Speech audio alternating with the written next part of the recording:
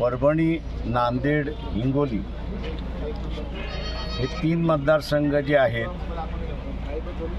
ते ऊसाचे सेक्टर आहेत अशी परिस्थिती आहे।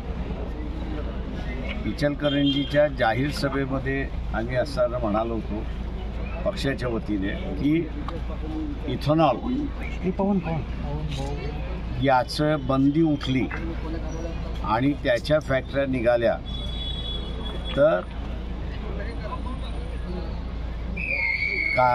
शुगर केनचा जो ऊसाचा जो दर आहे तो 500 रुपयाने वाढेल अशी परिस्थिती आहे। सरकारच्या पक्षांना या 3 मतदारसंघामध्ये फार प्रतिसाद नाही अशी असणारी परिस्थिती आहे आणि म्हणून सोलापूर, पुणे, नगर, सातारा, सांगली आणि कोल्हापूर या मतदारसंघामध्ये सरकारी उमेदवारांना, सरकारी पक्षाच्या उमेदवारांना फायदा व्हावा म्हणून असणारं काल पॉलिसी मॅटर त्या ठिकाणी जाहीर केली की ते जाहीर करण्याचा अधिकार नाही आणि तो म्हणजे की बंदी जी घालण्यात आली होती इथेनॉलवरती ती उठवण्यात आलेली आहे।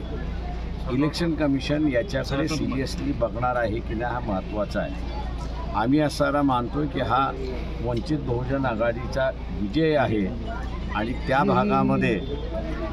भागामध्ये आता अंमलबजावणी करण्याचा जो मार्ग आहे त्या अंमलबजावणी करणाऱ्या मार्गामध्ये आम्हाला असणारं प्रचंड मोठ्या प्रमाणात प्रतिसाद मिळेल येत्या दिवसामध्ये असं एकंदरीत चित्र त्या ठिकाणी दिसतंय। आंबेडकर सर, तुम्ही